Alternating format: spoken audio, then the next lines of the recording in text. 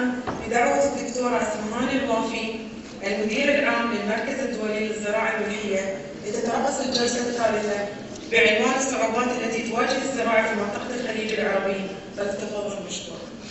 Good afternoon, everybody. Assalamu alaikum wa rahmatullahi wa barakatuh.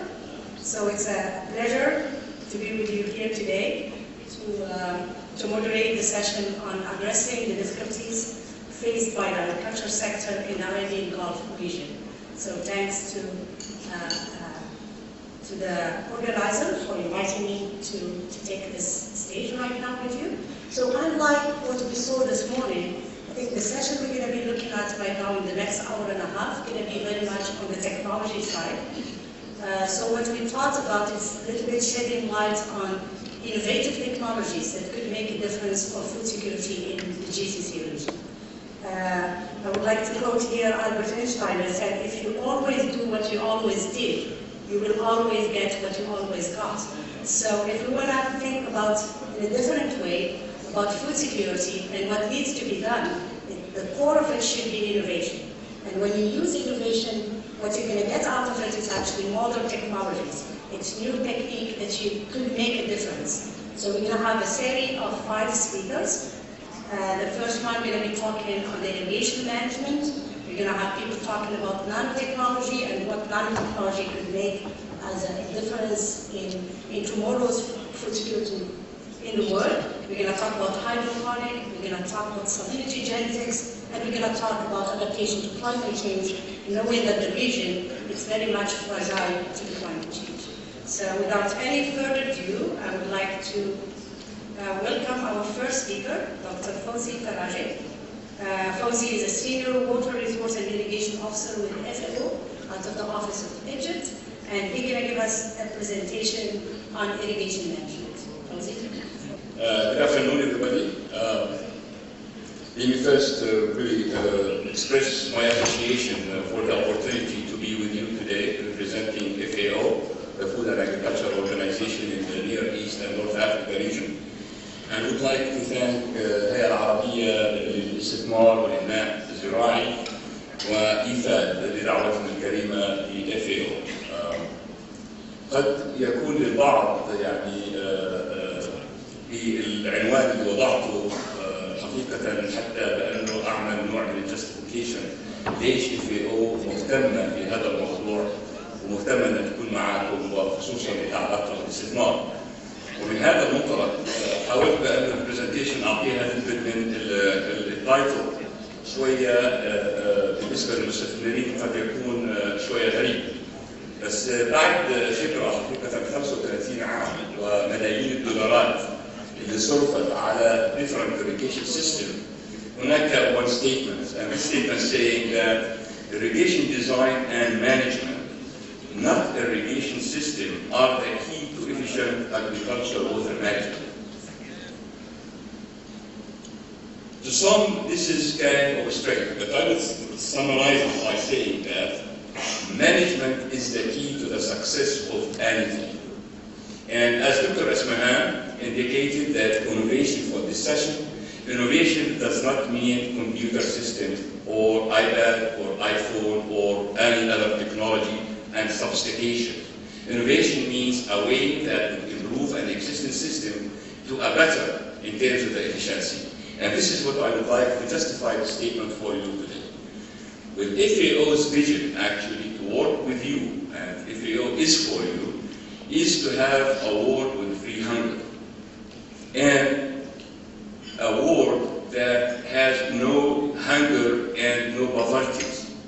And the reason why I wanted to show you the FAO mission and goals is just to indicate that the private sectors play a great and a key role in helping the government as well as the international arena in helping the small farmers, and this is where we would like to work with you on that, the small farmers to be more efficient and more profitable.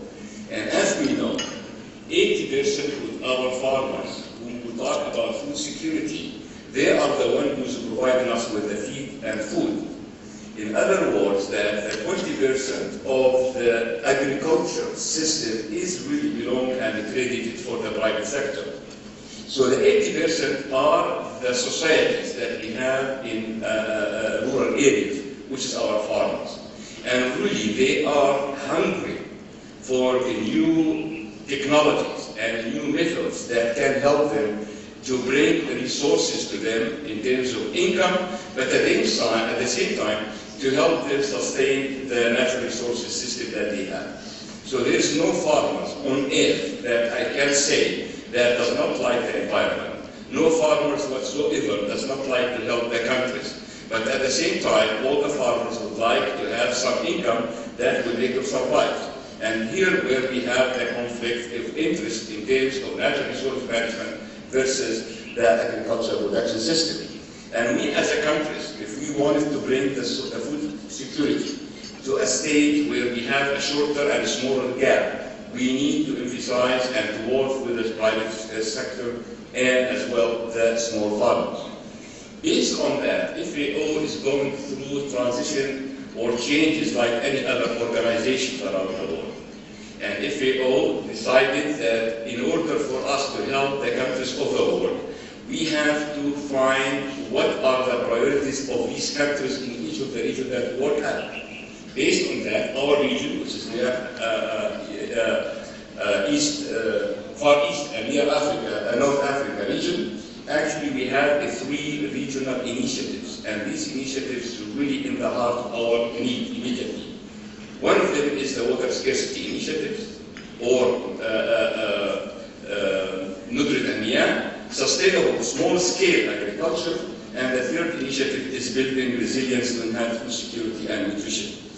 Because of that, actually, we thought it would be interesting to FAO to really be with you here to share with you something which is related to the water and water scarcity and basically for agriculture, which is, as you know, 20% of agricultural land actually is irrigated. However, the irrigated areas provide the countries and the world in general of 40% of their food. The remaining, which is 80% of the land being used for agriculture, is the rainfed land. So based on that, these 20%, we would like to see how can we further improve it with the limited resources that we have, which is that of the irrigation system. The initiatives look into several actually focused areas, one of which is a strategy to work with the government as partners to build partnership within the region and to strengthen the enforcing the governance of water resources, whether surface or groundwater, and to improve the performance and efficiency and productivity in agriculture system. And of course, looking into non-conventional water resources, climate change, as well as business sustainability and benchmarking and monitoring. My point is the one in the red, which is improving performance and efficiency.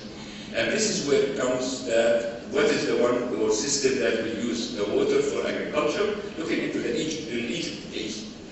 Almost 100% of agriculture in Egypt is irrigated agriculture. Therefore, they call it the Nile is Egypt and Egypt is the Nile, because the main source for their income and for the food security in Egypt is the irrigated agriculture. Therefore, irrigation is a key in terms of the sustainability of land, improving the productivities, reducing the gap in food security.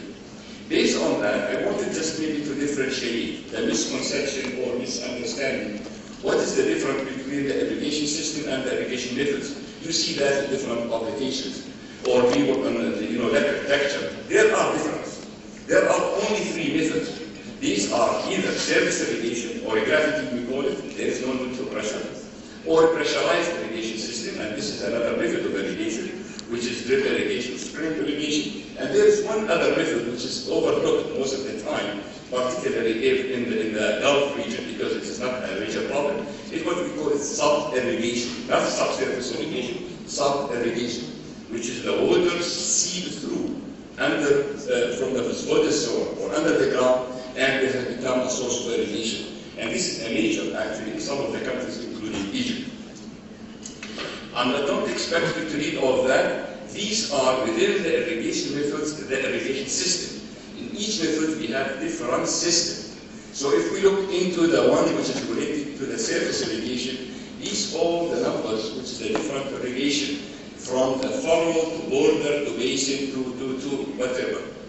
So the other one, which is all what you see here in boxes, are the pressurized irrigation system, whether it's sprinklers, from the solid set sprinklers to the linear roof sprinklers to drip irrigation, or what we call it low flow irrigation, or the micro irrigation. All of these refer to a pressurized irrigation system with low pressure, drip irrigation and others. So based on that, you can see that dealing with irrigation is not an easy issue.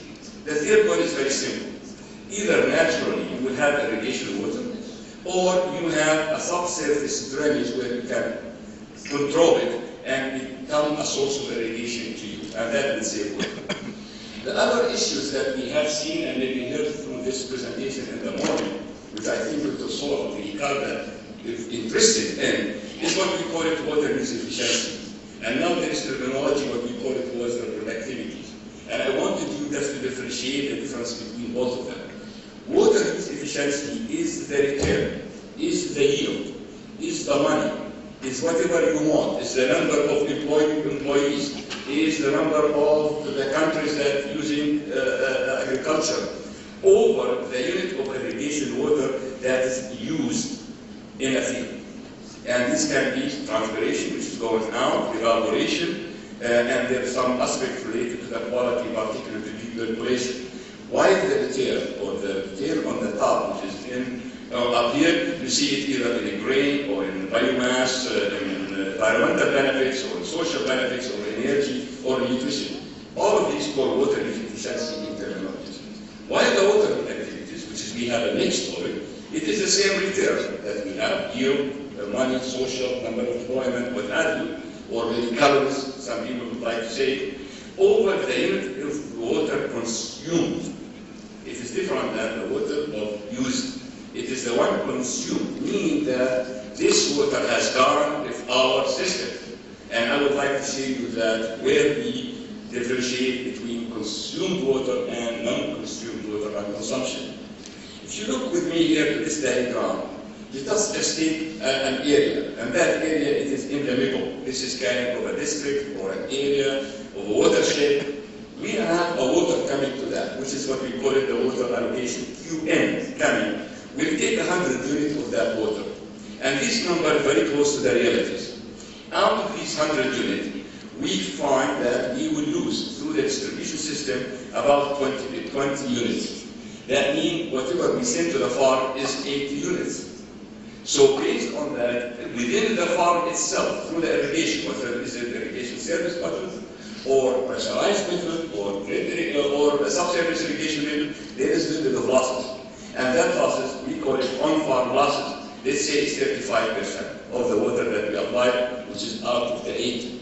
And out of that, we have a total losses, as you can see, it's a 55 units. So what does it mean? That out of the 55 unit losses, the total losses that you see in the bottom of the diagram, we have the 45 units going up. This is the evaporation from the soil and the transpiration or بالعربي اللي طالع من النبات. And this is where we lose it to the atmosphere. This is the only one which is called it we lost. But the rest of it, out of the 55 losses, some of it will be collected, whether in my neighbors or within our field as a return flow. But there is a small part of it, what we call it the one which we lose it to the saline sink, means that a water that will be lost but is irrecoverable. Recoverable loss, irrecoverable loss, this loss is out of the system. Based on this calculation, if we take the ones on the red circles, 10 units plus 45 units, then what we have in here actually is the amount of water that is gone. If we take that, if you will, you will find that the water coming out of this is actually less than 50%. But not the 50% loss. Only the 10% plus the 45% that we saw has been lost from the system. Based on that, comes to the irrigation system. You see that. All of us we say that drip irrigation is the best irrigation. Sprinkler irrigation is maybe second. Surface irrigation is the worst irrigation. This is exactly not the truth. This is what I'm saying. You see this diagram, this is actual number. You can tell that they have two columns. The one which is higher This is the potential of the irrigation application efficiency of the system based on the manufacturer's criteria. But none of the systems that were connected in the field, talking of hundreds of samples, reach to that potential. Therefore, that you can look into the drip irrigation, which is the last one, and you can look into one which is on this side, the furrow irrigation or the improved modern irrigation system. It is not too far from each other in terms of the potential. A little bit more details. If you look into the bluish line, this is the potential ideal irrigation efficiency of a system. Where we strive is to reach that potential. But generally speaking, because of the field condition, because of the level of, I would say, training or experience with the operators, very rarely that to reach that. So the irrigation application efficiency of the system on the surface irrigation, these are real data, hundreds of data. Surface irrigation gave better than drip irrigation or micro irrigation. Doesn't mean that drip irrigation is bad. It means that the management is weak, and we need to improve that. A little bit on the design issues. If you look into this one, which is the design, this is a book for all irrigation engineers.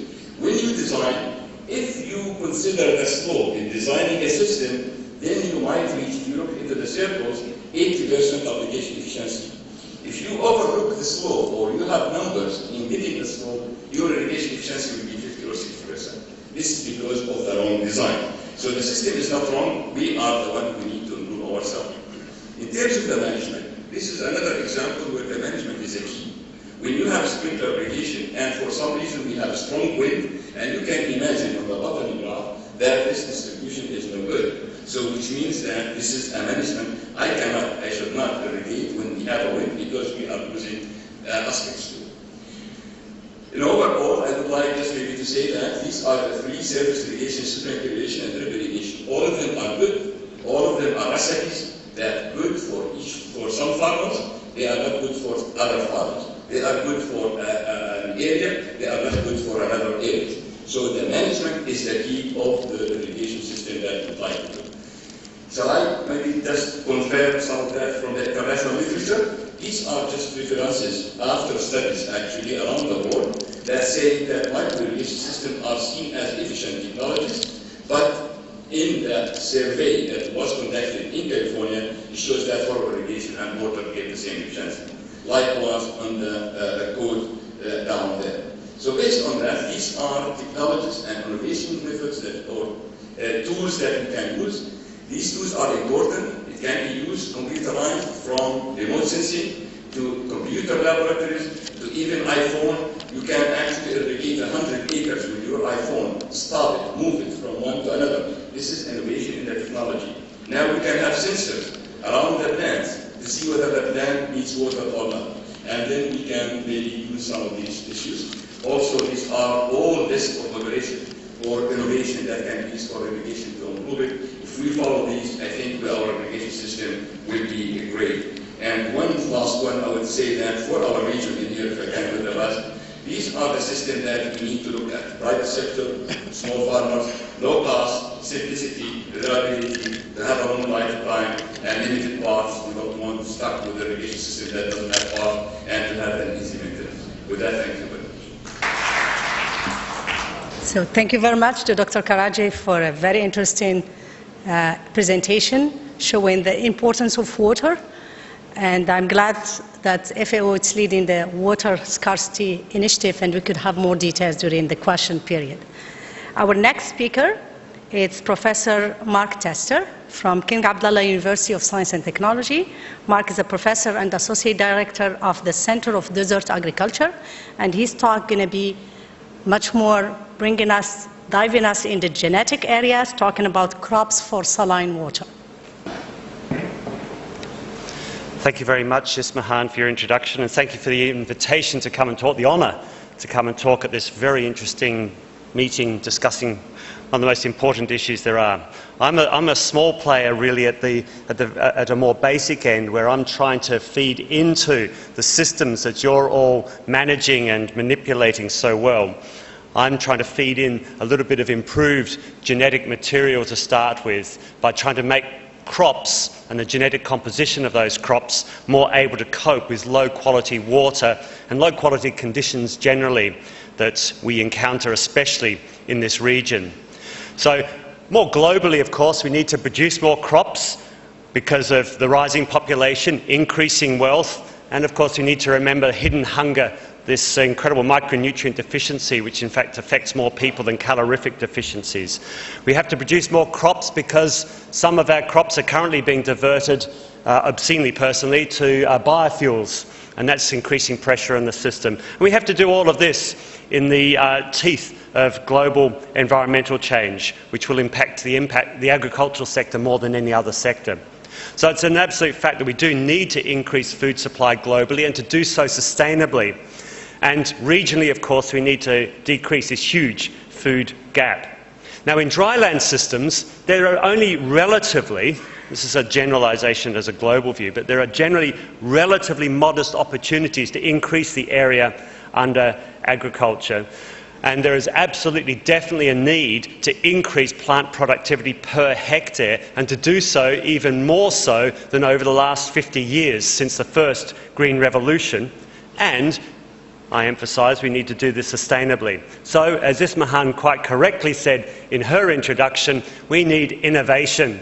We don't want to get depressed or frozen into inaction by this challenge we have ahead of us. We need serious innovation. And one of the areas, we've just heard about innovation in irrigation, we need innovation in plant science and genetics as well. We need to feed the innovations from plant science and genetics into modern plant breeding. Now, the picture there on the screen shows a plot by a small company that I was on the board of in Australia, which now provides grain to most of Australian farmers.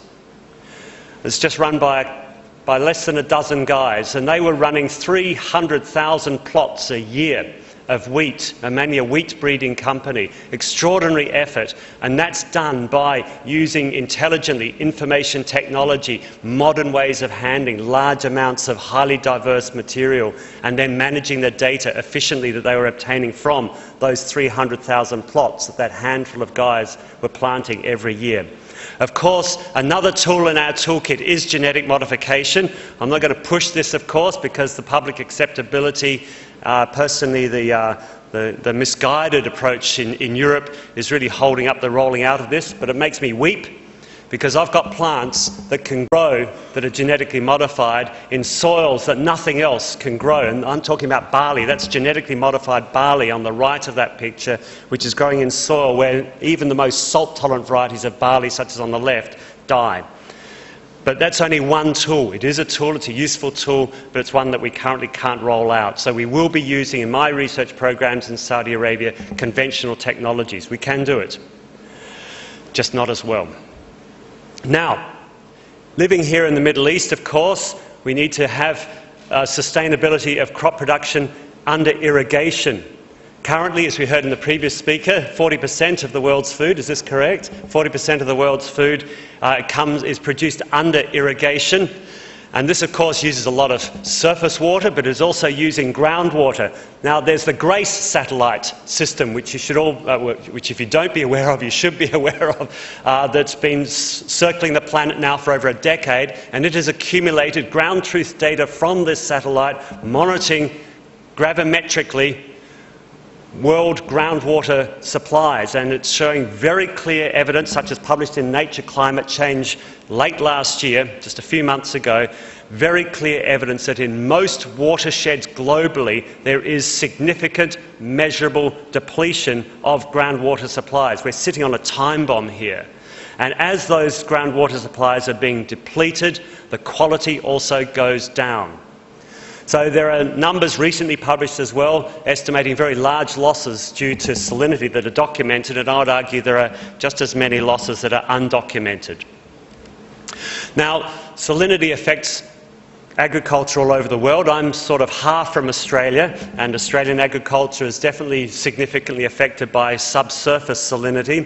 But of course, as you can see in this map recently published by Berke from the Netherlands, the Middle East, North Africa region is by far and away the most spectacularly affected around the world. So our work can be very important, I think, for regional food security.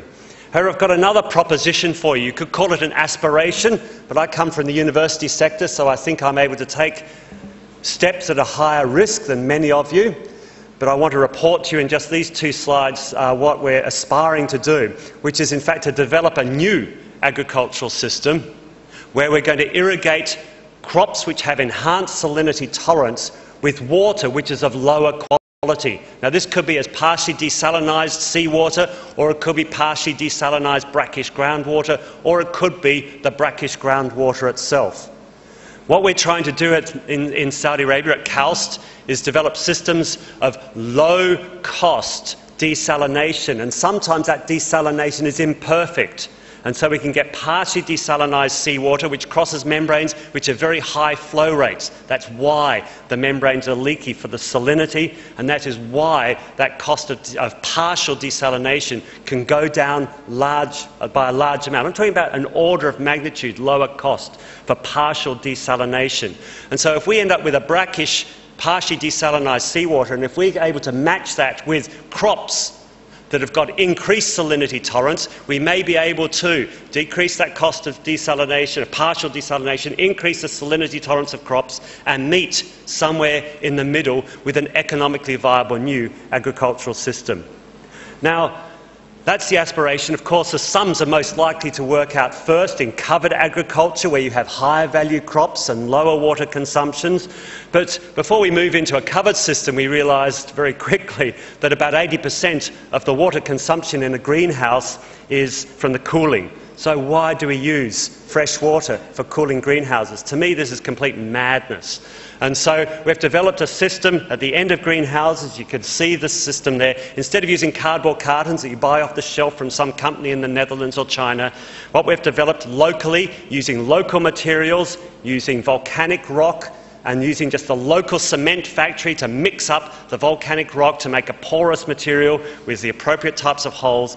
We now have systems installed, and we're installing them as fast as we can build them in greenhouses through Saudi Arabia. This is, for example, on Crown Prince Mukran's farm in Saudi Arabia.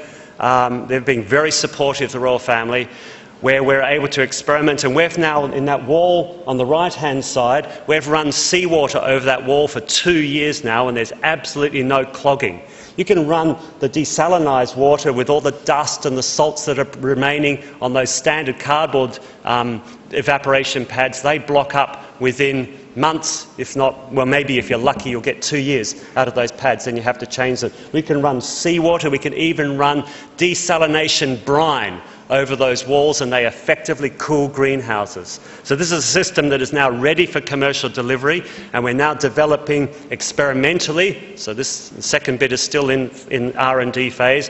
We're now developing pre-humidification systems that are sustainable for increasing the efficacy of this system in humid areas down by the coastline, where, of course, we've got 97% of the world's water available for us to use, if only we could do it.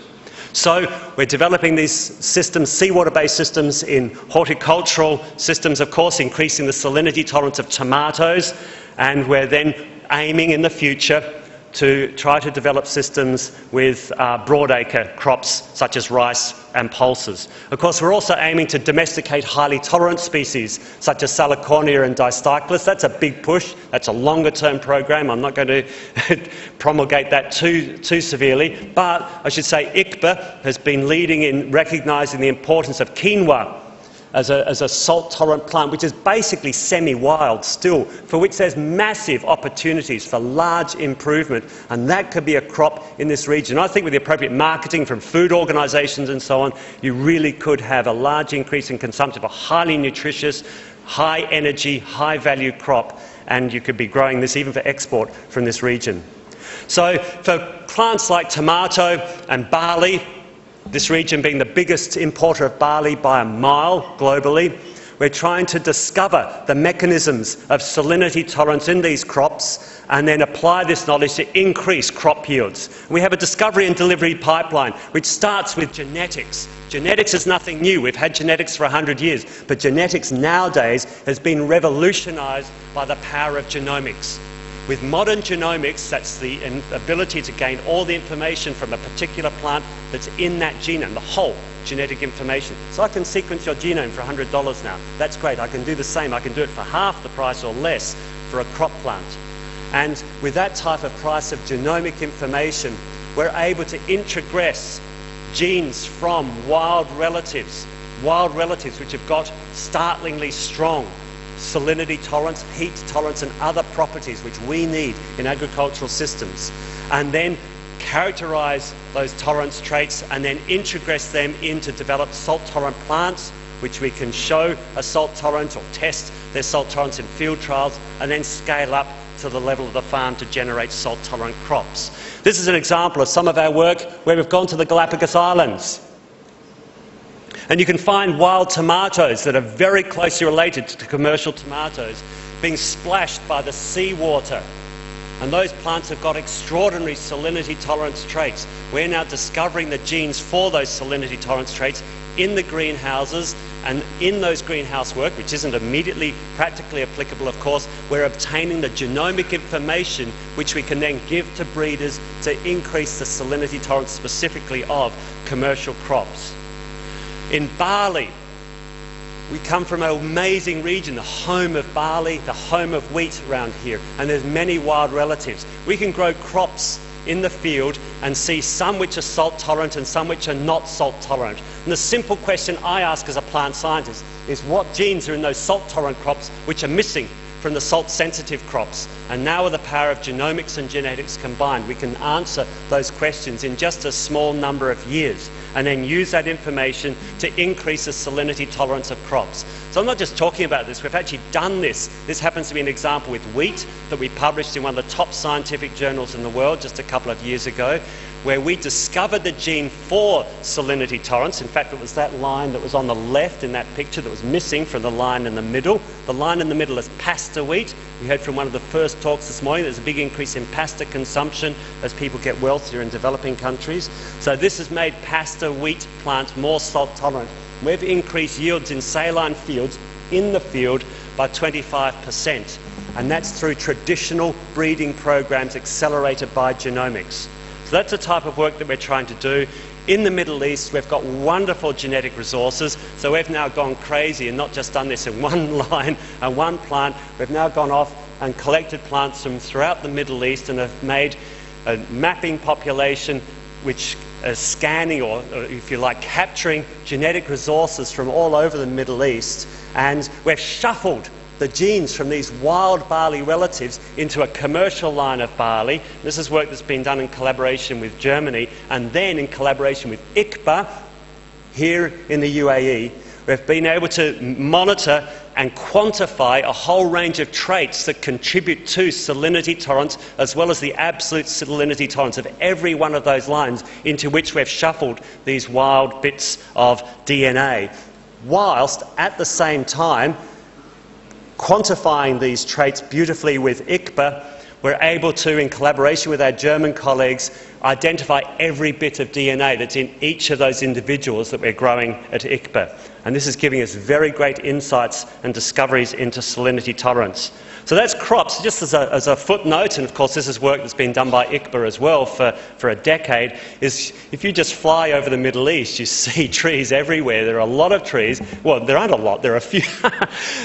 They're everywhere, but they're very scattered. And that really is interesting. How are those trees surviving? And they're not just surviving on the rain that comes once a year. They're also tapping groundwater, and they're often very highly salt tolerant, these native trees in your region. And I think if we're able to develop programs where you're able to establish the trees so they're sufficiently large to both tap into the groundwater and keep out of reach of the grazing camels, you would be able, I think, to develop quite a significant revegetation program in this region, which would also have carbon sequestration benefits, environmental benefits and so on. That's a footnote.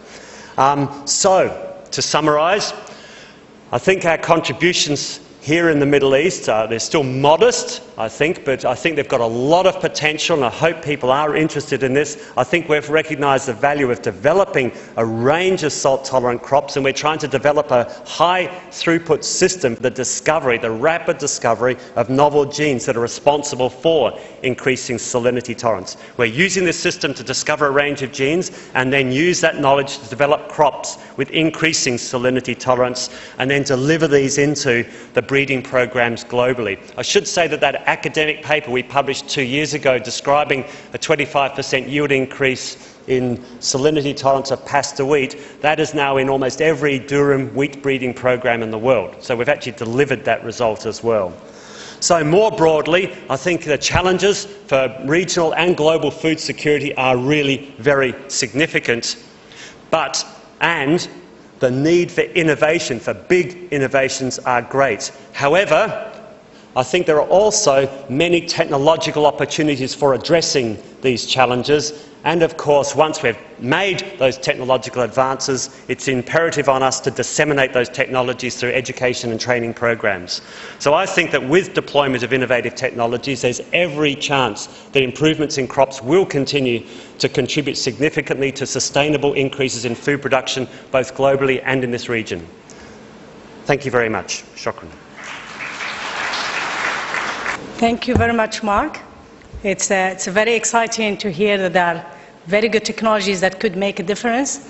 And as a matter of fact, I would like to say that when he talks about education, seeing universities like King Abdullah University of Science and Technology being established in Saudi and Masdar Institute, for example, in the UAE, shows how the region is interested in education, is interested in renewable energy and in technology. So I think the future is going to be quite different. So from genetics to nanotechnology, so we're going to now ask Professor Ralph Greiner to join us to give his talk on nanotechnology in the food sector, tiny particles, big effect. Dr. Ralph is the head of the Department of Food Technology and Bioprocess Engineering in Federal Research Institute of Nutrition and Food from Germany. Okay, thanks very much for the introduction. First of all, I want to thank the organizers for inviting me. So, a new topic, nanotechnology. In general, if you talk about nanotechnology, we mean the manipulation of matter in the size range of 1 to approximately 100 nanometers. And if you look at food production, so nanotechnology applications are expected to bring changes to the food sector in almost every processing technique, so improving production processing techniques, improve food contact materials, mainly packaging, modification of taste, texture and sensation, monitoring food quality and freshness, reducing fat and salt content of food, mainly for highly developed countries, enhanced nutrition absorption.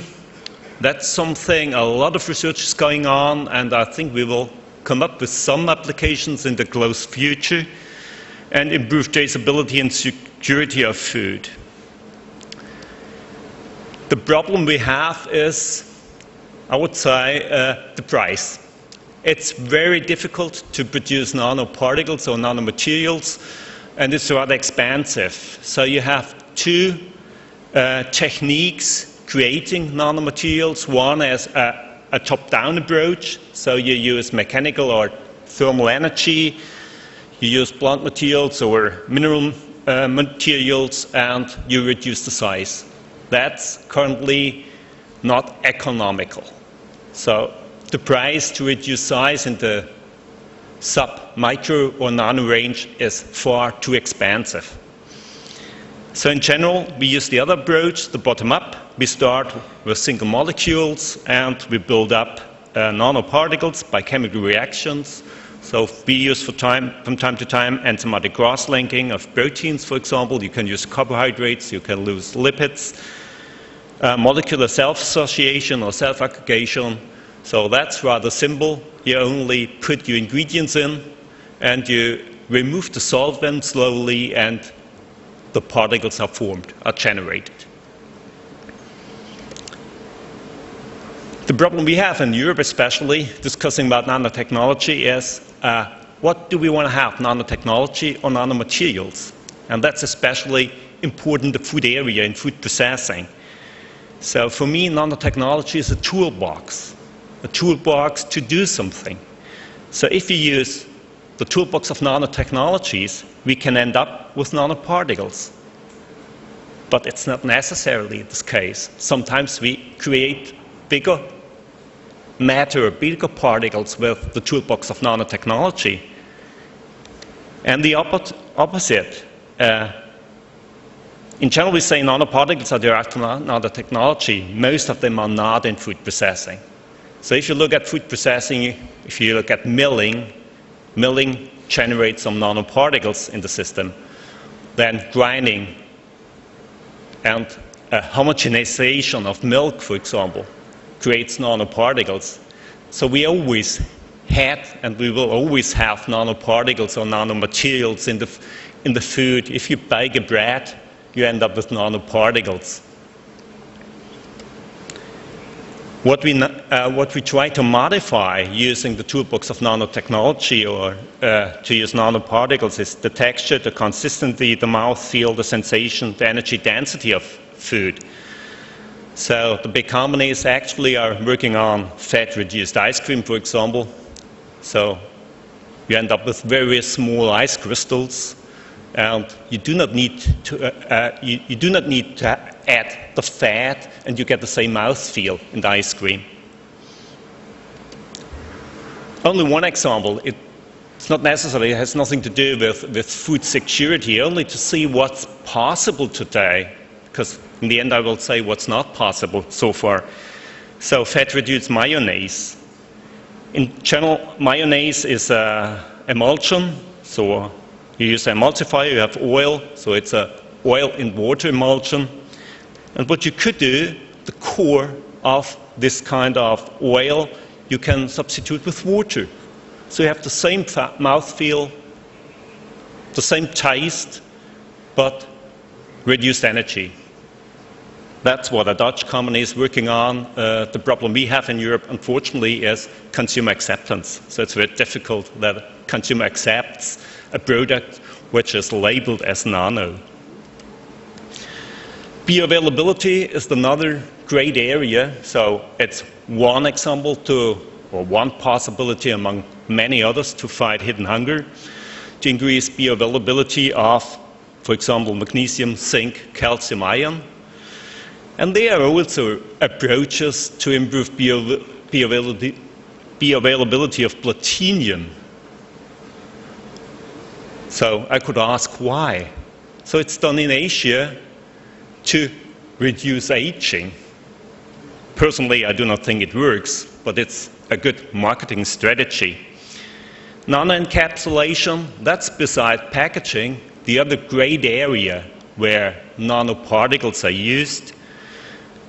Some aspects, increasing bioavailability, especially for fat-soluble vitamins, protections or stabilization, for example, acid-labile compounds to get it through the stomach, to the absorption site within the small intestine, masking like omega-3 fatty acids, so you can incorporate omega-3 fatty acid, for example, into bread without a fishy taste.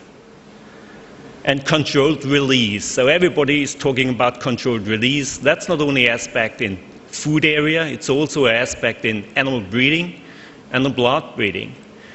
With controlled release, it might be possible to reduce, for example, herbicides, pesticides, fungicides. If it's really possible to get, let's say, an interaction with the plant, a release of the herbicide or the fertilizer. Or if you use sensors, again, computer-based smart devices to control the status of the plant, and only if there's a deficiency in water, in the nutrient is delivered or the water is delivered. That's also a possibility, but unfortunately we are far away from mechanisms of controlled release. So far it's burst release, so every load is released in one single step. But there are organic carrier systems on the market worldwide. So you see coenzyme Q10, benzoic acid, so antimicrobials, citric acid, corbic acid, vitamins, lycopene, phytosterols. QD water is on the market in Germany, for example, with coenzyme Q10. And there are some companies worldwide operating in Germany, Switzerland, Israel, delivering or marketing such organic carrier systems. In Japan, you have an iron supplement on the market called Senactive Iron. It's a coated iron salt, so you do not have the negative taste of iron salts. If you supplement your milk in that example with iron salt, you have a better bioavailability of the iron. So it's one way to fight iron deficiencies. Another, again, only to tell you what's possible, Slim Shake Vanilla. It's distributed in the US. It's silicon dioxide particles, 4 to 6 nanometers. So with that small size, you have a tremendous big surface area. And if you put some flavor molecules onto this big surface area, you get an intense flavor explosion in your mouth. So it tastes very strongly vanilla. It's also chocolate on the market. And in Israel, there was active canola oil on the market containing phytosterols. It's in the end to fight obesity. Nanosensors, nanoindicators. To my personal opinion, it's nothing new. It's called nano because it's internet, called it nano. To detect foodborne pathogens, to detect toxin and allergens, to control freshness of the food, to trace the food back. So you even can use nanoscale barcodes on the packaging of your food. The mechanism behind is the same as, let's say, with the old indicators we had. For example, if you have a detector for spoilage microbes, you can use silver, and with hydrogen sulfide you get a black color, so you get a change in color. Or you use oligo DNA molecules. If you get an interaction with the DNA of the pathogen, and you get a reaction which could be monitored. Packaging, that's something we already have worldwide. So we have nanoscale packaging, antimicrobial coatings, so nanosilver, nanomagnesium oxide, nanozinc oxide, or release systems with plant extracts, like rosemary extract, to combat pathogens or spoilage microbes. So it also helps to reduce food wastage in that respect. Unfortunately, if you look at these examples, the active compound needs to penetrate into the food. So you eat the silver, or the silver ions, I need to be more precisely, it's ions which are migrating.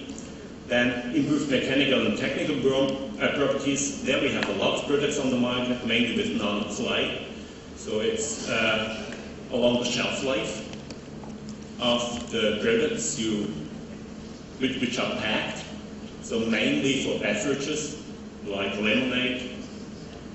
Improved barrier properties for gas and moisture, again, nanoclay. Then, if you want to use transparent wraps from the containers, you use nanotitanium. So it's for the catalysis, which kills the microbes on the surface of your food.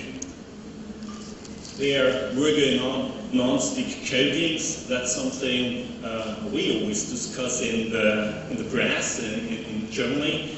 Non-stick coatings for ketchup bottles to get all the ketchup out of the bottle.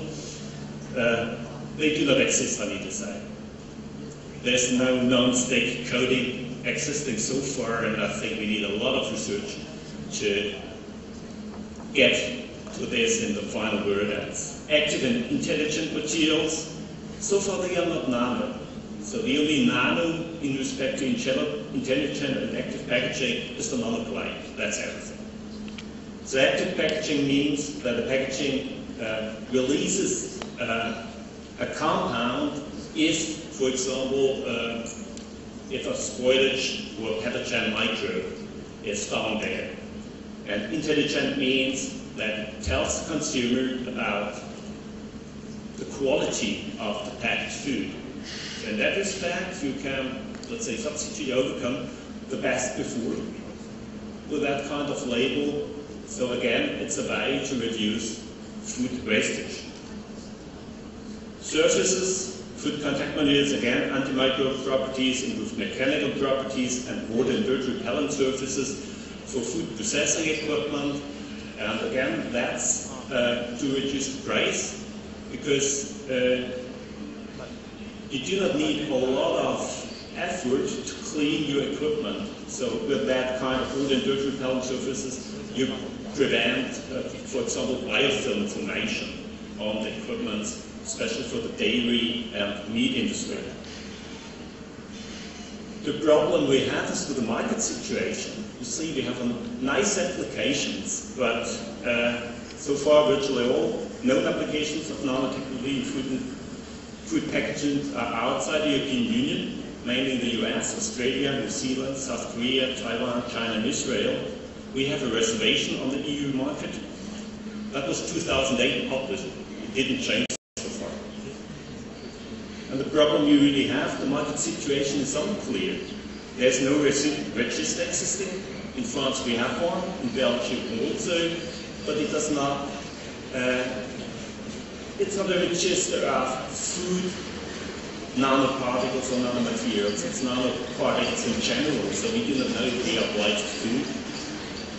We have a labeling system from December 2000, last year. So since December last year, we need to label nanoparticles into, so far I haven't found any food item which is labeled. And the problem is also an analytical one, because we have a lot of problems to find nanoparticles or nanomaterials in food area, precisely. So we can find nanoparticles, but then you can't say the chemical composition of the nanoparticle. So that's our problem. So if you get, like, you can buy items from Asia, for example, it's very difficult to say that this food item really contains nanoparticles, or if it's only for advertisement. So thanks very much for your attention. Thank you very much, Dr. Roth. It's an interesting subject that I think one of the examples where we have the technology that is advancing the regulation in the policymakers. So as you said, we know that companies use it, but we have no detection methodologies. So it's a little bit scary, and we better get our regulation and policies in line before it gets all on the market. Yeah. So our next speaker is Dr. Abdullah Tahir. He's a scientist with ICBA, and Abdullah will be talking about. Okay, assalamu alaikum. First, I would like to thank the organizer for their kind invitation and for the subject that was given, a challenging subject about the climate change. And now I think we're going back up again from the very detailed one into the more comprehensive approach in looking into the climate change. I think the presentation is in English, and I will try to speak in Arabic. So, okay. So the content,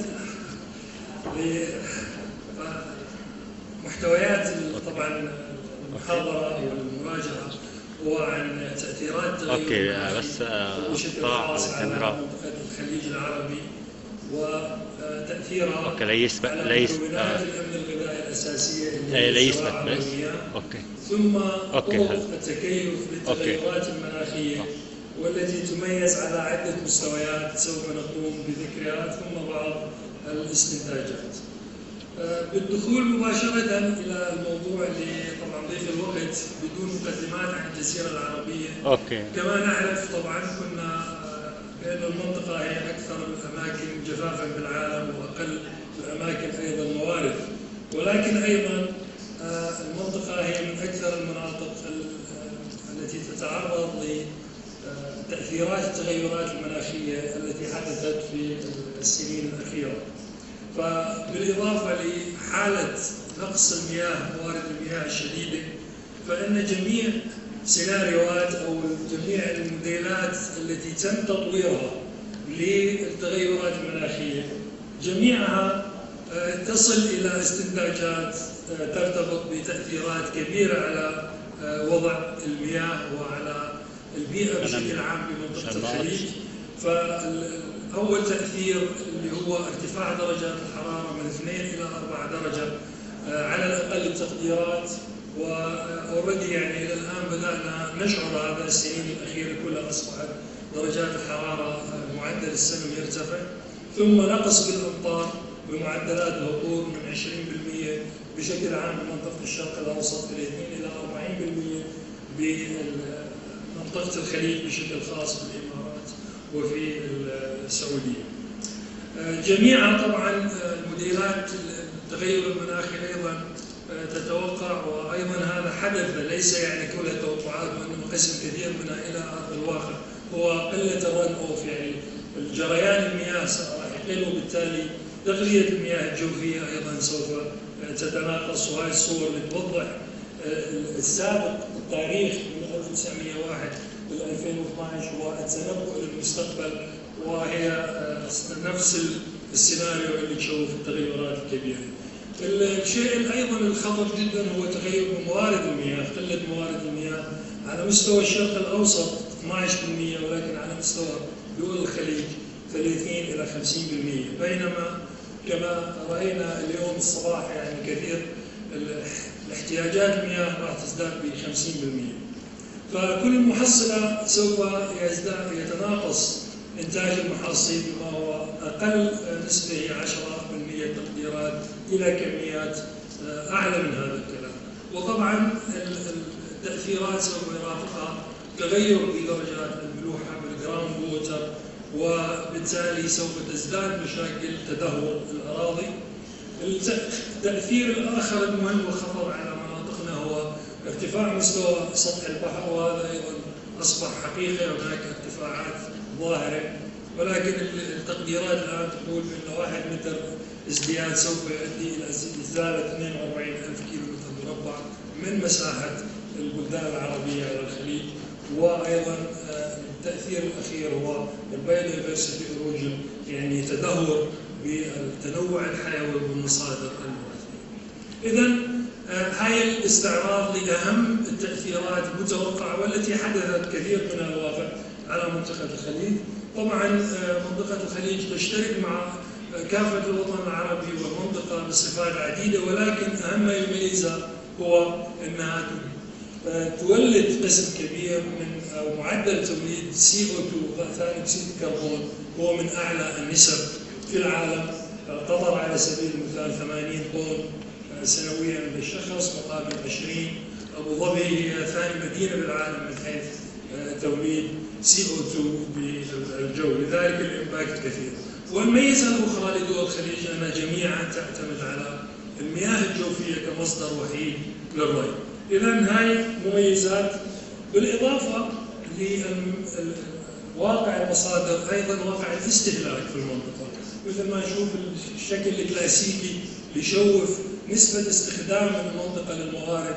وكما نلاحظ الكويت والإمارات والسعودية وقطر اللي هي الدول الأعلى، يعني نسبة استنزاف المياه أو استخدام موارد المياه الجوفية 2000% نسبة إلى الموارد المتجددة. بالإمارات الموارد المتجددة كانت 10%، اليوم أصبحت 4% مقارنة مع الاستخدام. وبنفس الوقت طبعا إحنا من الدول اللي من زمان وليس حديث نعاني من الفقر المائي، لأنه سمعت بعض الأرقام الصبح تحكي عن 500، هذا 500 معدل عام بالشرق الأوسط، ولكن ليس للخليج. الخليج أوريدي احنا نحكي عن 70 و 150 حصة الفرد من الموارد المياه المتجددة. السيناريو للمستقبل 2004 موارد المياه، خصوصا إذا تلاحظوا المناطق الإمارات، الكويت، السعودية، والسيناريو ل 2050 وهو الاستنتاج الوحيد أنه سوف يكون هناك تدني أكثر بموارد المياه وبإتاحة المياه للمنطقة. المشكلة الأخرى اللي هي الصبح كثير من الأخوة استعرضوها، اللي هو نقص الأراضي الزراعية المتوفرة للفرد الواحد، طبعا ليس لعدم صلاحية الأراضي ولكن لعدم توفر المياه. فنشوف بأنه احنا عندنا less than 0.1 هكتار 0.05 0.07، وهي كمية قليلة جدا مقارنة مع الأماكن الأخرى من العالم. ولكن بنفس الوقت اللون الأصفر يشوف الديماند، ما هي الإيكولوجيكال فوت برنت اللي هو المستوى البيئي لمتطلبات من الموارد. ونلاحظ بأنه بالإمارات وقطر 10.6 10.5 مقارنة مع الجلوبال افريج اللي هو حوالي 2.7. والبايو ريسورسز يعني المصادر الطبيعية المتوفرة بالعالم هي تساوي 1.8 هكتار للفرد. بمعنى ما شو اللي يقولوا هذا الكلام؟ هذا اللي يقول بأنه بالإمارات مثلا تغذية الفرد الواحد تتطلب أكثر من 10 هكتار من الموارد لتلبية الكونسيومر الاستهلاك اللي يكون في الفرد الواحد مقارنة مع العالم. فإذا احنا واي اوفر هيد باستهلاكنا للموارد، وهذا طبعا أحد المجالات اللي ذكرت الصباح الهدف الآخري واللي يكون فيها توفير كثير. اوكي، الامباكت للكلايمت تشينج على الزراعة طبعا بشكل مباشر، كما يعني استعرض الصبح 60% من مواردنا الغذائية مستوردة، السكان راح تتضاعف من هون ل 2030، ومطلوب النمو كما ذكر الدكتور محمود صباحا 50 إلى 70% لتلبية احتياجات زيادات السكان.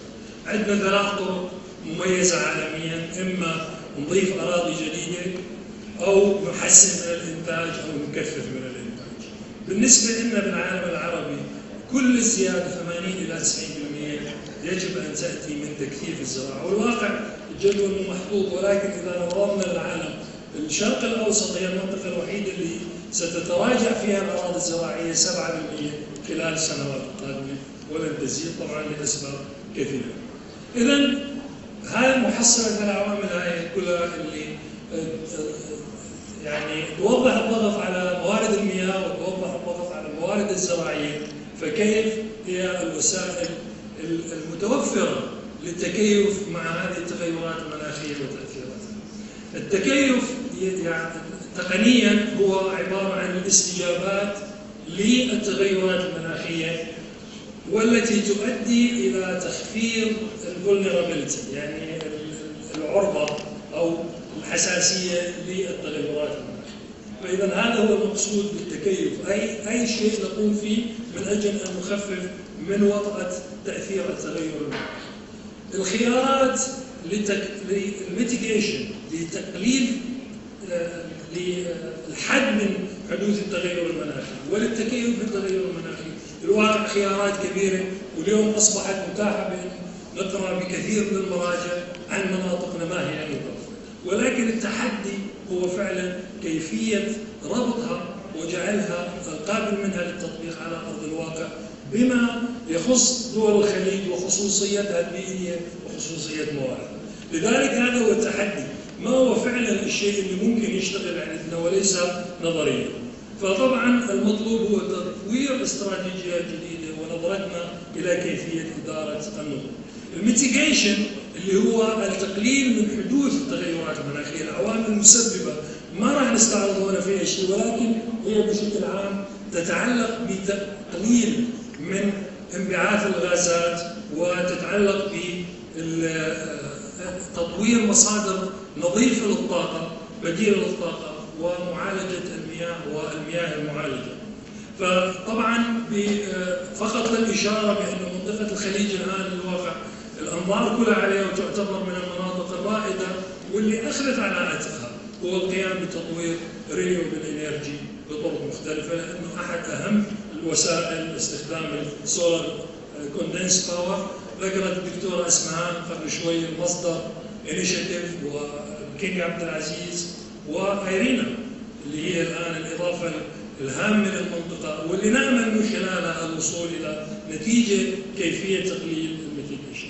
بما يخص التكيف للتسهيل، التكيف للتغيرات المناخية من الممكن تمييزها على مستويين، المايكرو ليفل اللي هو المستوى الكبير أو الواسع على دولة أو ريجن، ثم المايكرو ليفل اللي هو المستوى الأصغر الدقيق على مستوى المزرعة أو على مستوى النظام الإنتاجي.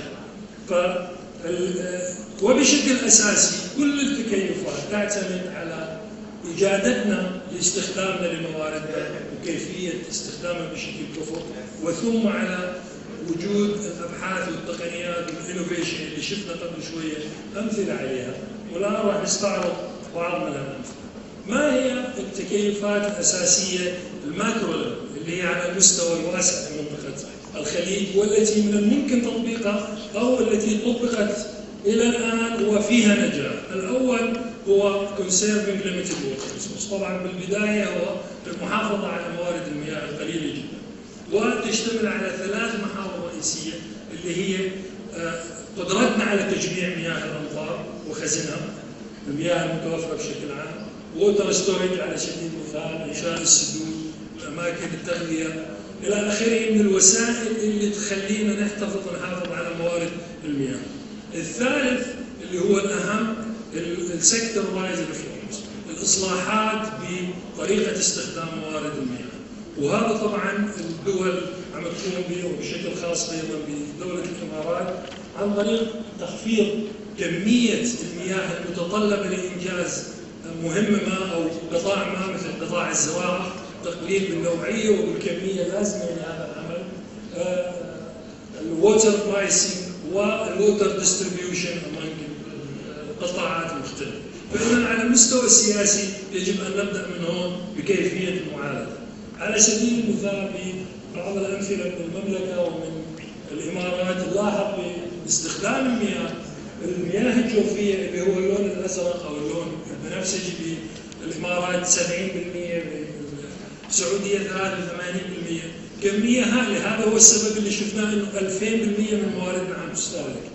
بما يخص المستقبل بدولة الإمارات البروجكشن بأنه راح يبقى الديماند على الجراوند ووتر ثابت ويزداد الديماند على المصادر الأخرى، لكن إذا بقي ثابت هذا معناها كارثة.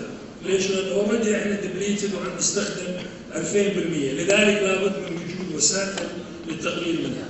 طبعا هذا الجانب البوزيتيف. هون عندنا الجانب الإيجابي بأنه الدول اوريدي بدأنا بتطوير الاستراتيجيات اللي تتعامل مع المستوى العالي من إدارة المياه ومن إدارة موارد المياه، أمثلة عنها من الإمارات بشكل خاص ومن عمان، ولكن يلزم تطوير الناشونال أجندة للكلايمت تشينج NAPA اللي كثير من الدول اللي الآن لم توضع الخطة الأكشن لتطبيقها. الثاني، إذا الأول هو المحافظة على ما لدينا، الثاني هو استخدام موارد بديلة للمياه. ما هي الموارد البديلة المتوفرة عندنا؟ طبعا الأول هو الديسالينيشن والمارجنال كواليتي ووتر اللي نحكي عنها المياه المالحة بشكل خاص، ثم التريتد ويست ووتر. الديسالينيشن طبعا من أهم الدول العالم، الإمارات والسعودية الدولتين الأكثر إنتاج في العالم، وحاليا الواقع بال 2008 كانت 3 كيلومتر مكعب أو 3 بليون. اليوم أصبحنا السعودية تنتج 2 والإمارات 1.7. أوكي. فإذا استخدام هذه المياه هذا هو استخدام واقع غير اقتصادي، استخدامها بمجالات الإنتاج الأخرى واللي لازم تكون فقط للهاي فاليو كارز.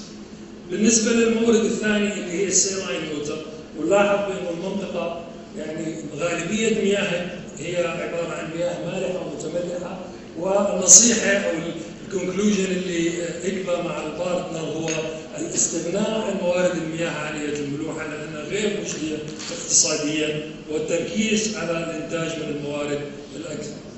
الصرف الزراعي الواقع هذا مثال نموذج ناجح فقط موجود بالسعودية، وأكثر من 70,000 متر مكعب باليوم يحصل عليه. التريتد ويست ووتر بالعالم العربي 11 مليار متر مكعب تنتج سنويا، 5 أو 6 تعالج، 4.3 تستخدم للإنتاج الزراعي، ولكن إذا استخدمت بشكل كامل وجيد من الممكن أن تسد فجوة كبيرة. على سبيل المثال بالإمارات أكثر من 25% من الممكن أن يسد الحاجة.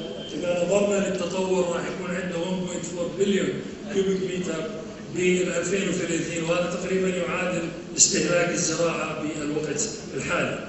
التطور الإيجابي أيضا اللي شفناه بأنه على سبيل المثال بالسعودية بالمنطقة الشرقية التحول من 70 إلى 2012 بنسبة المياه الجوفية، فنلاحظ ازدياد الاعتماد على المياه المعالجة وعلى مياه الصرف، ويتوقع بالعامين المقبلين أنه يتم هذا التغيير. الحفاظ على التنوع الحيوي وهو كلمته من الدكتور.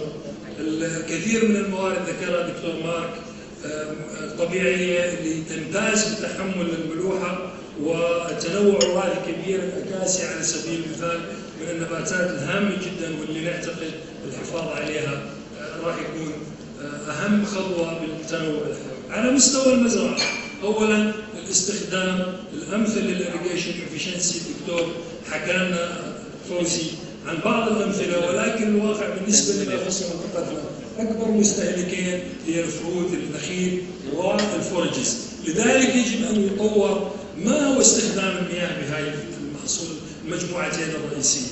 إكبر الآن تشتغل مع إيفاد لتحديد استهلاك الفعلي للنخيل من المياه، وهذا شيء تم تحقيقه الحمد لله ومستمرين فيه. وهناك يعني توفير 30 إلى 50% ما بين الواقع وبين استخدام التقنيات المتطورة لحساب استهلاك الماء داخل الشجرة الواحدة. اختيار محاصيل ونظم إنتاج أكثر تحمل للظروف البيئية. ذكرنا الدكتور مارك كان يحكي عن بعض الاختيارات. إكبا هذا أحد النقاط الأساسية لعملها هو إيجاد نظم بديلة تتناسب مع موارد المياه الهامشية ومع الملوحة بشكل خاص، وبعض المحاصيل ذات القيمة الاقتصادية الكينوا اللي اجى ذكرها لدى عقول المزارعين باليمن، طرق تأهيل المزارع المتأثرة بالملوحة، ثم الاستخدام المشترك للأكوا كلتشر وللزراعة باستخدام نباتات الهالوفايت أيضا ساليكورنيا والديستيكلس جراس اللي أثبتت موجودة أوريدي اللي تستطيع أن ندخلها بإنتاج متكامل ما بين الأكوا كلتشر وما بين الشيء الثالث على مستوى المزرعة هو الانتنسيف كوميرشال بروتكتد اجريكلتشر اللي هي يجب أن تطور، وأترك المجال طبعا زميلي الدكتور علاء راح يحكي كثير عنه، ولكن هذا مجال هام جدا للأوبتمايزيشن. الرابع هو الانتنسيف لايف ستايل فوريد سيستم MGCC. في عندنا صناعة كبيرة لصناعة الألبان والإنتاج الحيواني، ويجب شغلتين اللي ممكن تساهم هو المياه المالحة أنها تكون مخصصة لإنتاج الأعلاف، ولكن الأعلاف غير المستهلكة للمياه الحولية اللي قادرة على التحمل والإنتاج، ثم الانتنسيف برودكشن اللي هو الإنتاج المكثف ضمن الأماكن المحمية ومن الشعير المستنبت وبالحجر الخاصة. الفارم ييلد جاب حكى عنها الدكتور محمود. على اليمين نشوف منظر جود اجريكلتشر بعمان، والواقع الآخر اللي هو أنه لدينا فجوة كبيرة بالإنتاج الزراعي على مستوى الدولة الواحدة، والتباين كبير جدا. هذا على سبيل المثال من إحصائية بعمان، ونشوف التباين على اليمين على حساب الإنتاج المحصول. التباين الكبير فقط 10% من المزارع حققت إنتاج من 70 إلى 80% من الأوبتيموم برودكشن. إذا لدينا فجوة كبيرة بالإنتاج حتى بوجود مياه عذبة. أنا بحكي هون عن مياه العذبة وليس عن مياه الماء. لذلك من الأمور الأساسية وتحديد ما هي مسببات الفجوة وما كيفية التغلب عليها. In conclusion إذا يلزمنا أبروتش يعني متعدد اللي يشتمل على إدارة وحماية موارد المياه والاستخدام الأكثر كفاءة، ثم طبعا الزيادة بالبحوث ووضع الخطط الاستراتيجية الوطنية بدونها، ثم الريجنال كوبريشن اند شيرنج، لأنه بدون الريجنال كوبريشن والشيرنج وفاسلين عم نشوف في كثير دروس بالخليج موجودة ولكن يلزم المشاركة فيها، وطبعا وجود تعاون إقليمي أكثر بما يخص هذا المجال وخصوصا بموضوع الفود ريزيرف. شكرا لكم. شكرا. شكرا جزيلا دكتور عبد الله الأخير. وآخر ورقة علمية لهذا اليوم مع الدكتور علاء جمعة. Dr. Alain Juma is an agricultural consultant with Abu Food Control Agency, and he's going to be giving a talk about policy actions and innovative solution for sustainable agriculture. Good evening, everybody.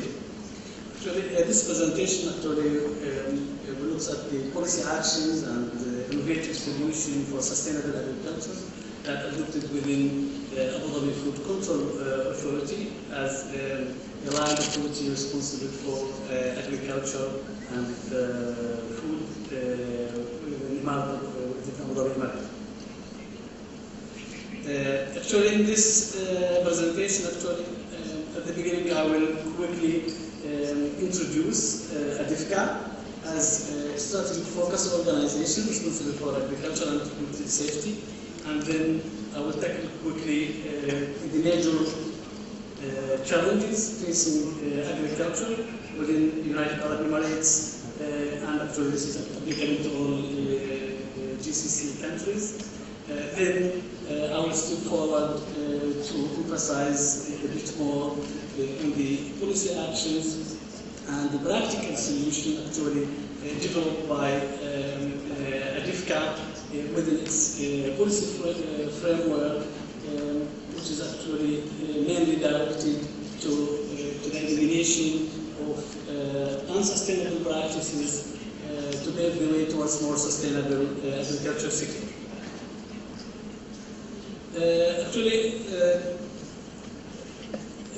The mission of ADIFCA mainly to develop sustainable agriculture and food sector that ensures the delivery of safe food to the public. And to achieve this, ADIFCA adopted the integrated farm-to-fork food chain approach to ensure adequate food safety and suitability issues along the whole food chain.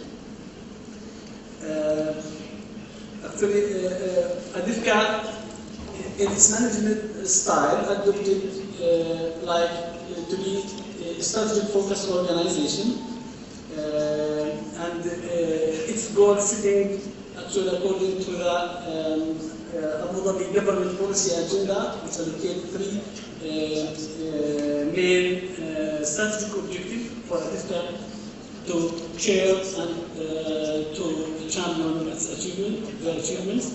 And this strategic objective is the sustainable development of the agricultural industry, safe and suitable food for human consumption, and to secure a permanent food supply to the Emirate of Abu Dhabi. And to achieve this, ADIFCA actually developed long-term agriculture and food safety policies. And here we talk about 37 policies for agriculture and food, and also develop the 5-year rolling strategic plan, as well develop the UAE food security strategy.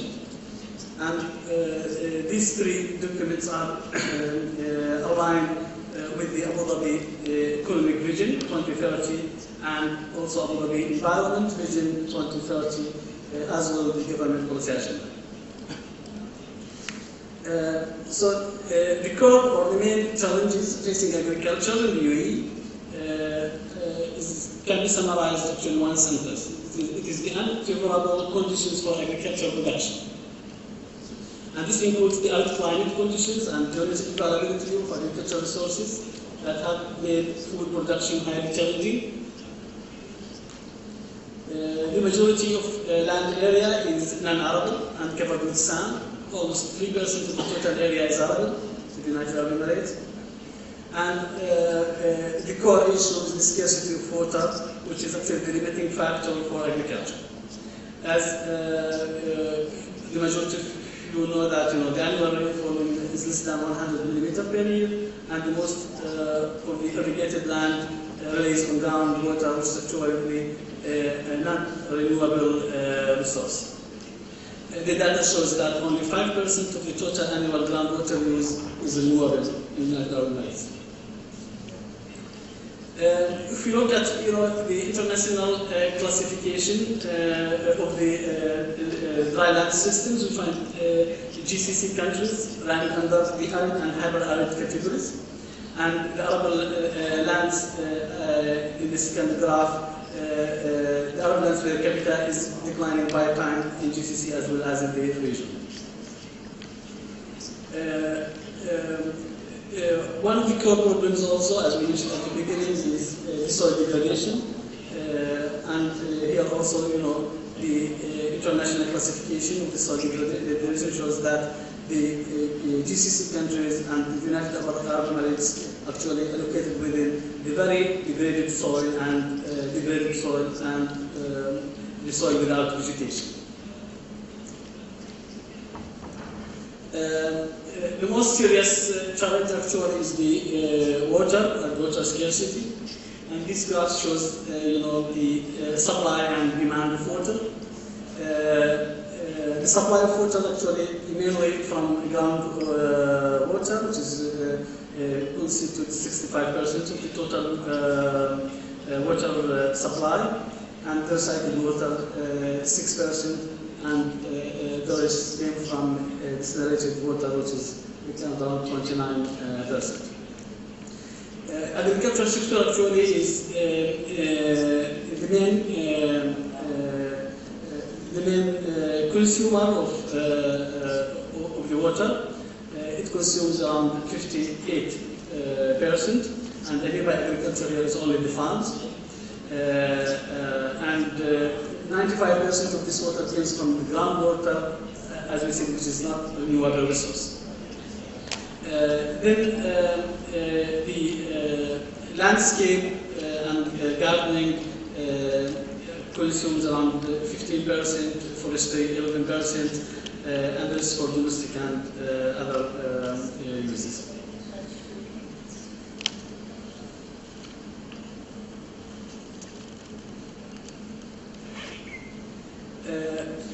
So the unsustainable use of available water is one of the core problems. In Abu-Dhabi Emirate, actually, the ground water reserves estimated to be around 640 billion cubic meter, and 79% of this is too saline water that cannot be used for any purpose. 3% is fresh water, and that is protected as a part of the emergency strategic reserves. And this leaves actually only 18% of which as brackish water that could be used for agriculture.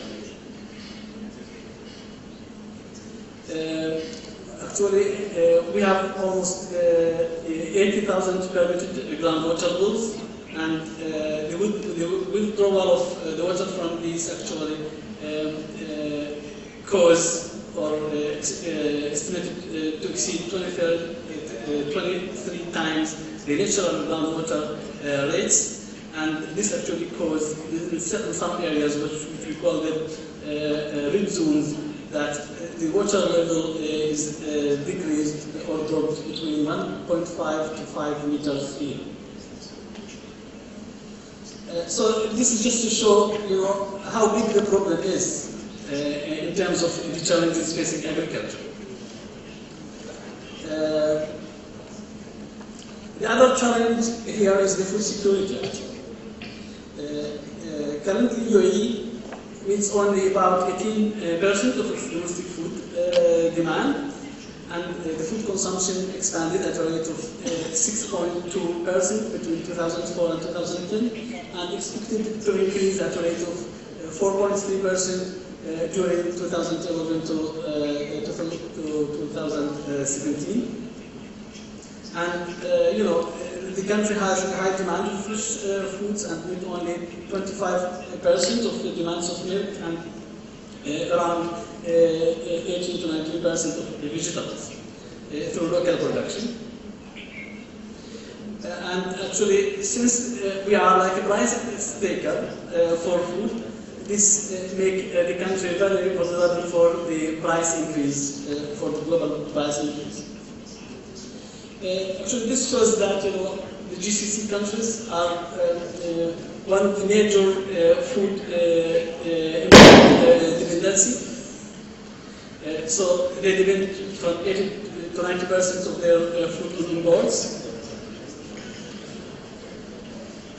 So to summarize that, the main challenges faced by the agricultural sector here is how to increase agricultural output and increase its contribution to food security while significantly reducing the water use. To do so, actually, Abu Dhabi Food Control Authority proposes for practical solution for these challenges, and actually this is through its policy framework, which is mainly directed to eliminate the unsustainable practices to pave the way towards more sustainable agriculture in the Imara. And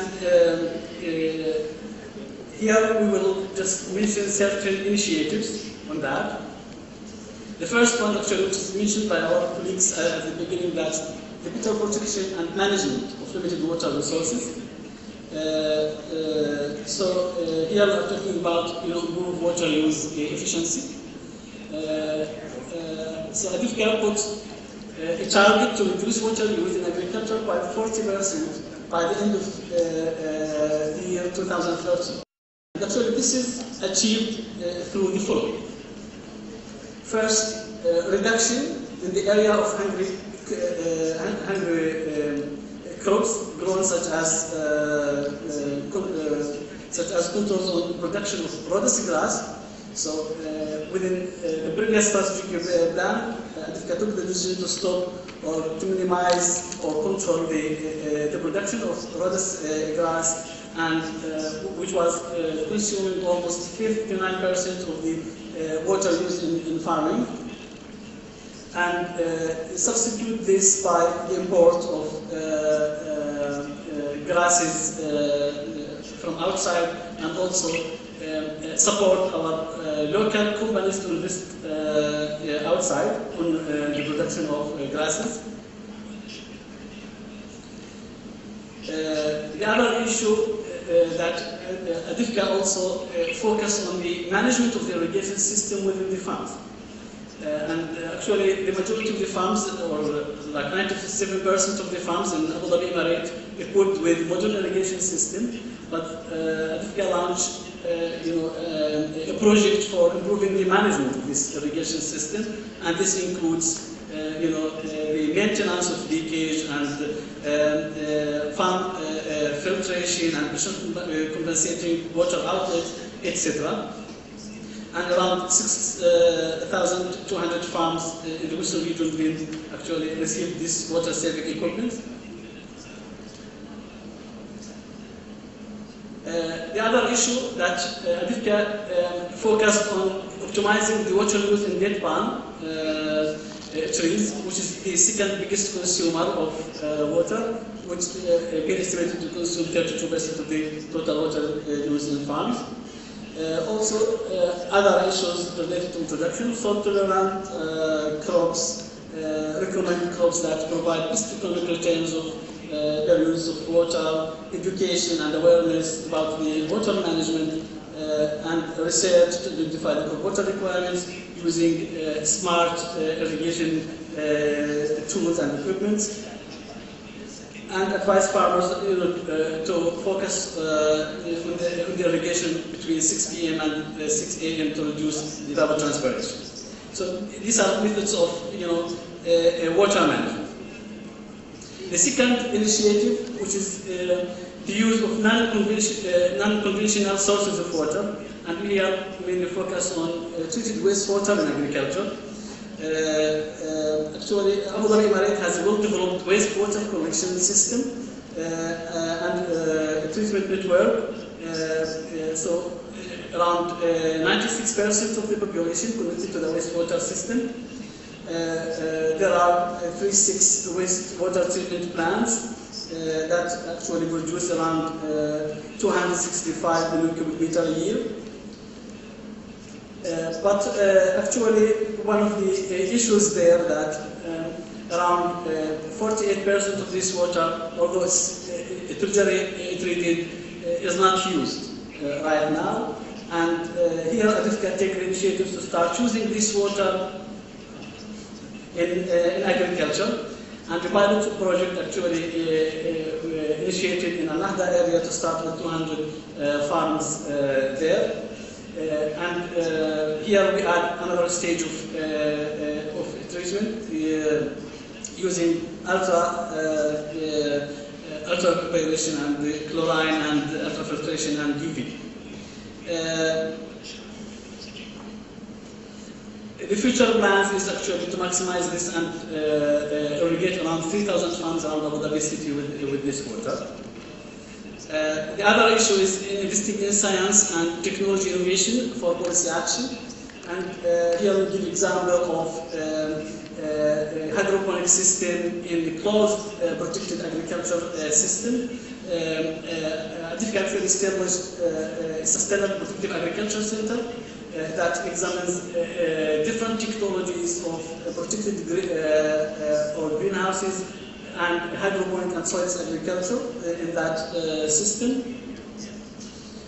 So this is pictures, about the simple and medium technologies.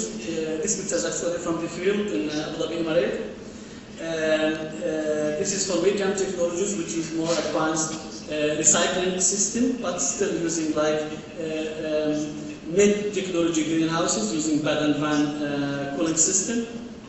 And this is advanced technologies that we are introducing right now in this center that have a fully controlled, closed greenhouse with hydroponic or soil system. And the core advantage here that we will have a huge save in water and fertilizers by using this recycling, the facility of recycling that could reach up to 95% in high-tech greenhouses. Increase productivity up to 10 times compared to open field there. Reduce the use of pesticides to the minimum, and actually this help in producing more safe product. Overcome the soil problems, the poor fertility, the soil-borne disease, and allow production all around period. This table just shows, only 1 minute. This table shows the difference in production actually per cubic meter of water in open field, traditional greenhouses, hydroponic, and the closed system. You see, big difference actually. For tomato starts at 5 tons in the open field and end up with around 80 tons per drum actually, but using the same quantity of water.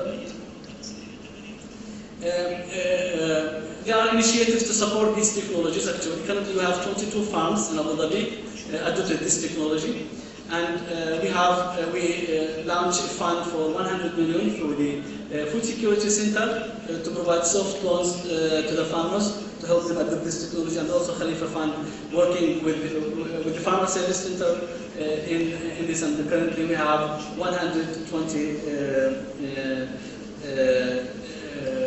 projects with them. There are opportunities for poultry and dairy and aquaculture investment, and finally, we talk about investment overseas for certain product, and the hay and grasses and is as an example right now for us. We currently import 1.7 million tons instead of growing it internally, but we support our local companies to go and invest outside and give the priority to supply for us here. Thank you. شكرا جزيلا دكتور علاء. هنا حنبتدي الجلسة النقاشية، فعندنا 10 دقائق، نعتذر عن التأخير. نعم، الأخ هناك تفضل. السلام عليكم. عبد القادر العلوي، مدير عام شركة منافذ الحبوب بالمغرب. تكلمتم عن التغيرات المناخية وعن تدبير الموارد المائية. فخلال المناقشات في آفاق 2050 يجب أن نزيد في الإنتاج حوالي 60 إلى 70%، وهذا يتطلب جهود كبيرة من أبحاث زراعية، من وسائل مادية كثيرة في تجميع المياه، مع العلم أن التدبير ديال الموارد، تدبير الإنتاج يمثل تقريبا ثلث، أكثر من النصف من الإنتاج. فما هي التدابير واللي هي مهمة من تقليص هذا التدبير؟ لأن هذا يعني هذا ممكن الوصول إليه، لأن هذا بالإمكان أن نتحكم فيه، مع العلم أن الثلث من التدبير يتم عند المستهلك. إذن أنا أرى أنه من الأرجح أن نهتم أولا بالحفاظ على ما ننتج قبل أن نفكر في توسيع الإنتاج. وشكرا. طبعا يعني بسرعة يجوز بعض الأمور يعني ما تم التركيز عليها، ولكن نحكي عن الكفاءة والإفشنسي، والمقصود فيها وأيضا موضحة بالمحاضرة هو الفاليو تشين، يعني ليس فقط على مستوى الحقل تعزيز من الكفاءة، وإنما لمرحلة ما بعد الحقل، مرحلة الحصاد والمعالجة، ثم إلى المستهلك، يعني جميع الفاليو تشين، وهذا الواقع الانتجريتد ابروتش اللي نتبعه. ثم على مستوى الحقل يعني أنت تحكي عن مصادر المياه، يعني الدكتور فوزي والأخوة شوفوا أيضا أدفكة بتقاريرها، بالرغم من وجود دريب إيريجيشن سيستم بغالبية المزارع بدولة الإمارات، إلا أنه الكفاءة 30% إلى 50% كحد أقصى. فإذا هون بهاي المرحلة عندنا كفاءة كبيرة للتغلب عليها وتحسين الإنتاج عدا عن تغيير الإنتاج. شكرا جزيلا. سؤال ثاني. Yes, please. Thank you very much. Kim Chance from the Food Security Centre, Abu Dhabi. My question is to Professor Mark Tester. Mark, firstly, congratulations on the work that you and your colleagues at King Abdullah University are doing, particularly with the salt-tolerant genomics. I think that's just amazing. What you might be able to help me with is in terms of the application of saline water or brackish water in field crops, and the fact that transpiration and evaporation consist of fresh water. What gets left behind is the salt. At what stage can we say that there is a limit to the amount of salt that we can apply? I think you understand the question. Thank you. Yeah, I mean, that's a question which requires agronomic answer rather than a plant science answer. There's irrigation requires not just the application of enough water for the plants to transpire, but excess water to wash through the system. It's often termed the leaching volume, and it's a fairly well-established, at least in theory, and I think in practice in many regions. Yes. So it requires on-farm level management, so you're leaching out, you're applying sufficient water to leach out enough salt to reduce or prevent the build-up of that salt in the system. Then at a watershed level, of course, you need to be managing where that water that's being leached from your farm then goes. But as I say, it's fairly well-established technologies, but it does definitely require knowledge and management. Sure. So it's a good question. أنا الدكتور فيصل بارك من جهاز أبوظبي. هي حقيقة مداخلة أكثر ما هي سؤال حول التغير المناخي. دائما لما نشوف التغير المناخي بنشوف من ناحية الإنتاج النباتي وكيف نوفر غذاء للإنسان، بس بنفس الوقت عندنا مهم إنه كيف نوفر غذاء للحيوانات اللي هي كمان مصدر غذاء للإنسان. صح في طرح استخدام الريسايكلينج ووتر في التغذية، كمان طرح العلاف المقاومة للملوحة، وكمان ممكن انه نستفيد اكثر في الجينيتكس في الاعلاف المقاومة للملوحة. يعني بنتمنى انه يكون في مواضيع حتى في المرات القادمة تغطي في هذا الموضوع. اضيف في موضوع طرحه الدكتور وشفته في اكثر من مرة، استزراع الشعير. استزراع الشعير حقيقة المنظر كويس، احنا بنشوف شعير اخضر، بس هذا موضوع بده تركيز اكثر. لما بدنا نحكي فيه من قيمه غذائيه وشو اهميته للحيوان، وهل صحيح بيوفر ولا بيعطيني علف بسعر اعلى ومنظر احلى. هون هاي اللي بدها تركيز اكثر كغذاء للحيوان. شكرا. شكرا جزيلا. I assume that in your research you found a high correlation between salt tolerance and drought tolerance. Is that true? there is some relationship between the two, but drought tolerance is much more complicated than salinity tolerance. Also, just as a word of caution briefly, if I may, Madam Chair, Yes. there are many, many different types of drought tolerance depending on the system in which you're working. And in this region, which is extremely arid, intrinsic drought tolerance of your crop is probably not that relevant. If you're wanting to save water, the best way to save water is to improve your agronomic systems for the application of that water and the management of the water. The amount of use of water by the plants is trivial compared to the amount of water, as we saw in an earlier speaker's slide actually. Most of that water is going elsewhere in the system, not through the plant. Absolutely. تفضل أخ راشد. بالنسبة لمنطقة الخليج والجزيرة العربية تشكل مستودع رئيسي للنباتات المتحملة للملوحة والجفاف. ففي ضوء استخدام التقنيات الحالية الموجودة كالهندسة الوراثية والنانو تكنولوجي وغيرها، هل سيكون لهذا المستودع البيولوجي أهمية في تحقيق الأمن الغذائي في المستقبل القريب؟ شكرا. So who want to address the question on the biodiversity use for food security? Yeah? Yeah? I'm sorry, what was the question again? So the biodiversity, how could the biodiversity be a solution for the food security in the region? Knowing that we have many native species, as Akh Rashid said, that have salinity tolerance, drought tolerance, and heat tolerance. So who want to pick Mr. Rashid's question, His Excellency's question? Yeah? Yeah? Go ahead. Mark, or nanotechnology as well. How could nanotechnology help? Maybe 1 minute each, and then we're going to close the session. Mark? Well, if you're asking about the endemic species in the Yes. region, is that right? I mean, there's incredible resources here and amazing plants. The main issue is to work out how we can use them best for both the environment and for human use. I think there's a lot of advantages for amenity use and for environmental stabilisation of the native plants. In fact, that's what I think we should be focusing on rather than introduced plants. For crops and for food, it's a lot bigger difficulty. It's a much greater difficulty to use them for food because we have to tame them and stabilise them and make them edible. So I think there's a bit of a push for food, but there's a huge use for amenity and environmental uses. You want to say a word about nanotechnology and how nanotechnology could help us maybe take advantage of the native species here? I think today nanotechnology, application of nanotechnology is mainly in the packaging area, so it's mainly in reducing food waste. In the future, it might be helpful in combating mineral deficiencies, let's say in hunger, delivering nutrients or to getting a better bioavailability.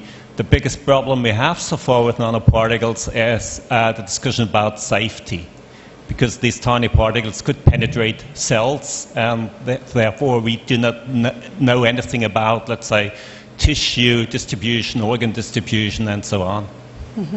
And if I may, Akh Rashid, my answer to it myself will be that, unfortunately, you saw in the morning when we talk about food security, we talk about 5 major commodities, or maybe you can extend it to 10, and those 10 are wheat, meat, maize, rice. So none of them are the native species. So unfortunately, if we want to push the agenda of native species like date palms or like lghaf or like other crops, like even quinoa being native rather in the Andes, so we have to change the mentality, what we are eating, the globalization effect on our diet and our populations. But I'm one of the believers, or barley, it's one of the exception, I would say. So I'm in the believers of using genetic diversity, but linking it to the market unless the businessmen that we have here and that we heard this morning believe in it and really push it and be patient that you get the date palms, for example, and you push the production and you push it to the market, and instead of us receiving those crops from the Western, they receive date palms from us or other crops. And I can't say no to our friend from الغذائي, right? And they're going to kill me because the last session they are waiting. يلا تفضل أخي. It's very interesting area. That's why the questions you raised more than other subjects. The question I have, the specification of these products, للزراعة الملحية. تماما. هل تتغير عن الزراعة التقليدية؟ جدا جدا مختلفة لأنه حتى الإدارة الزراعية مختلفة. النباتات التي نقوم بإكثارها مختلفة أيضا. هل مثلا درجة السكرية، مثلا النباتات السكرية، هل ستكون أقل سكرية مثلا من المعتادة ولا؟ يمكن نذكر مع تمور. على الغالب بصفة عامة الملوحة تزيد من تركيز العناصر، يعني بشكل خاص النبات قد ينخفض نموه ولكن محتواه من البروتين يكون أعلى، وأيضا محتواه من السكريات يزداد. احنا على كل يعني المركز قام بتحليل يعني 18 صنف من أصناف النخيل بهالمجال هذا، وإن شاء الله النتائج قريبة. بس في زيادة دائما الستريس بشكل عام، جفاف أو ملوحة، يزيد من تركيز البروتين ويزيد من تركيز السكريات. فنعتذر لكن لازم نوقف السيشن لأن عندنا سيشن قادمة. thank you very much to all the colleagues. Please join me in thanking them. Thank you.